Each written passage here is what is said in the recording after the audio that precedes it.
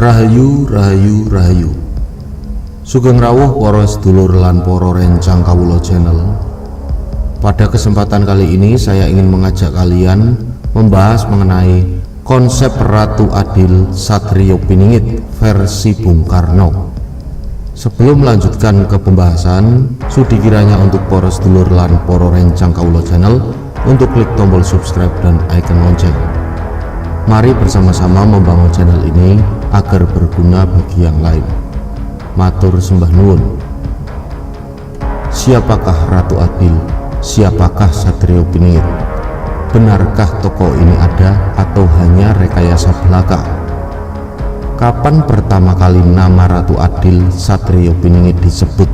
Apakah hanya dikatakan dalam diskusi di kedai kopi atau telah masuk ke dalam forum-forum ilmiah dan serius? Pertanyaan-pertanyaan itu bisa jadi banyak menggayuti pikiran Anda, termasuk juga saya. Setiap kali menjelang pemilihan presiden atau pilpres, terutama setelah era Orde Baru, istilah atau sebutan Ratu Adil Satrio Piningit itu sering muncul. Akan tetapi, sampai kini orang yang sebelumnya disebut-sebut si Ratu Adil Satrio Piningit pun setelah terpilih menjadi pemimpin, hasilnya tidak seperti ekspektasi warga negara Indonesia. Nah, oleh karena itu wajar jika kemudian muncul pertanyaan seperti di atas berulang-ulang, ada atau tidak tokoh Ratu Adil Satrio Piningit tersebut. Nah, berdasarkan analisa saya, ternyata Ratu Adil Satrio Piningit ini bukan semata-mata muncul pada era Orde Baru dan khususnya menjelang pemilu. Beberapa bulan sebelum negara Indonesia berdiri, sebelum proklamasi dikumandangkan oleh dua proklamator yaitu Insinyur Soekarno dan Muhammad Hatta, nama itu sudah disebut-sebut. Ratu Adil Satrio Piningit sudah disebut-sebut. Penyebutannya pun tidak di ajang diskusi kedai kopi, tetapi forum resmi sidang BPUPKI, Badan Penyelidik Usaha-Usaha Kemerdekaan Indonesia. Lalu siapa yang menyebut nama itu? Insinyur Soekarno alias Bung Karno. Saat menyampaikan pidato kelahiran Pancasila, Bung Karno secara lantang menyebut apa itu Ratu Adil. Ternyata Ratu Adil bukanlah nama, tetapi sebuah paham untuk mewujudkan kesejahteraan rakyat, itu dalam konsep Bung Karno. Dalam teori-teori pemerintahan atau negara, kesejahteraan adalah salah satu tujuan didirikannya sebuah negara atau adanya sebuah pemerintahan.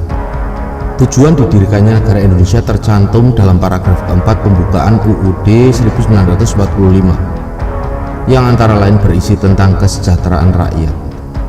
Nah, lalu apakah yang dimaksud dengan Ratu Adil? Yang dimaksud dengan paham Ratu Adil ialah social rechtvaardigheid atau keadilan sosial. Rakyat ingin sejahtera, ujar Bung Karno di depan sidang BPUPKI seperti dimuat dalam buku Risalah Sidang BPUPKI dan Panitia Persiapan Kemerdekaan Indonesia atau BPKI yang diterbitkan Sekretariat Negara Republik Indonesia pada tahun 1995. Soekarno mengatakan ini ketika sedang menjabarkan sila keempat Pancasila yang ia usulkan, yakni kesejahteraan sosial. Nah, menurut Soekarno, rakyat yang tadinya merasa dirinya kurang makan, kurang pakaian, menciptakan dunia baru yang di dalamnya ada keadilan di bawah pimpinan Ratu Adil. Oleh karena itu, kata Bung Karno, jika memang mencintai rakyat Indonesia, maka dia mengajak anggota BPUPKI untuk menerima prinsip tadi, social rechtvaardigheid, yaitu bukan saja persamaan politik tetapi juga persamaan di bidang ekonomi. Dari pernyataan Soekarno jelas dimaksudkan agar negara atau pemerintah sebagai pelaksana tugas pokok negara harus terus mengupayakan agar tercipta kesejahteraan dan keadilan sosial. Pemerintah ini perlu menciptakan sebuah iklim usaha, sebuah persaingan yang fair.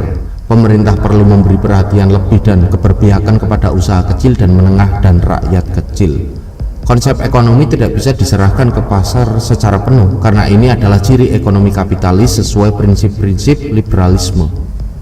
Dengan amandemen Undang-Undang Dasar 1945, khususnya pasal 33 terkait ekonomi kerakyatan, maka Indonesia saat ini telah memberlakukan konsep ekonomi pasar secara penuh. Ekonomi pasar cenderung menguntungkan yang kuat, konglomerat, Nah, sementara itu, untuk melihat tingkat ketimpangan antara si kaya dan si miskin, antar penduduk atau antar warga negara Indonesia, bisa dilihat indeks Gini rasio. Di depan sidang BPUPKI itu, Soekarno kembali melanjutkan tentang konsep kesejahteraan sosial yang dia inginkan. Menurut Bung Karno, politik Indonesia bukan semata-mata menekankan pada politik demokrasi semata, tetapi juga perlu dipikirkan bagaimana caranya untuk mewujudkan dua prinsip, yaitu politik Rechtvaardigheid, keadilan politik, dan social Rechtvaardigheid, keadilan sosial. Kembali ke konsep Ratu Adil Satriopiningit, pertanda kedatangannya adalah adanya kemelut sosial, malapetaka alam, serta jatuhnya raja besar yang ditakuti. Pemerintahannya mengganti raja yang ditakuti tidak berlangsung lama. Setelah itu tibalah hari kiamat. Salah satu tokoh yang dianggap sebagai Ratu Adil adalah Imam Mahdi. Pidato Presiden pertama Republik Indonesia pada 1 Juni 1945 di depan sidang Badan Penyelidik Usaha-Usaha Persiapan Kemerdekaan Indonesia atau BPUPKI menjadi tonggak sejarah lahirnya dasar negara Indonesia. Pada sidang yang dipimpin oleh Dr. KRT Rajiman Weddiodiningrat itu, Soekarno berapi-api mengupas falsafah dasar negara Indonesia. Beliau juga mengkritik para pendiri negeri ini yang menjadi pembicara di sidang BPUPKI sebelumnya yang dianggapnya belum menyentuh pokok persoalan dasar negara. Soekarno juga mengkritik anggota BPUPKI yang berbicaranya terlalu jelimet dan membuat berbagai persyaratan untuk memerdekakan Indonesia yang justru akan menghambat. Dia memberi contoh sejumlah negara di dunia seperti Arab Saudi, Jerman, Rusia, Mesir, dan Tiongkok yang ketika diproklamirkan kemerdekaannya ternyata rakyatnya masih terbelakang. Menurut Soekarno, kemerdekaan politik itu adalah satu jembatan emas untuk membawa kesejahteraan rakyat. Dalam perjalanannya, jembatan itu terus diperbaiki. Lalu pidato Bung Karno beberapa kali memang disambut tepuk tangan dan teriakan anggota BPUPKI. Mungkin Anda sekalian bisa melihat videonya di YouTube, ada. Bung Karno juga menambahkan, kita hendak mendirikan suatu negara semua buat semua, bukan buat satu orang, bukan buat satu golongan, baik golongan bangsawan maupun golongan kaya, tetapi semua, buat semua, untuk semua. Nah, kesimpulannya adalah ketika Bung Karno mengucapkan konsep Ratu Adil versinya Bung Karno tersebut, Bung Karno adalah mengkritik mengenai keadaan negara Indonesia yang masih terlihat sangat ketimpangannya antara si miskin dan si kaya. Kalau boleh saya menyimpulkan, pada tahun 2020 ini masih sangat jelas sekali ketimpangan antara si kaya dan si miskin. Zamannya zaman Kolo Bendu. Nah, apakah pada 2020 ini Satriopiningit Ratu Adil yang ditunggu-tunggu ini akan muncul, atau nanti menjelang Pilpres 2024? Monggo sama-sama saja kita tunggu kedatangan Ratu Adil Satriopiningit.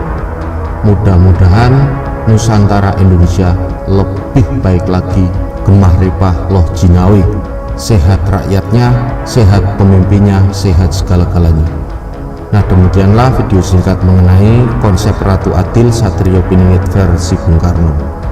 Matur sembah nuwun, jangan lupa untuk para sedulur dan para sahabat Kaulo Channel untuk klik tombol subscribe dan icon lonceng. Jangan lupa pula untuk tinggalkan like dan komen-komen positif yang bersifat membangun kebersamaan dan toleransi. Matur sembah nuwun sekali lagi, rahayu rahayu rahayu.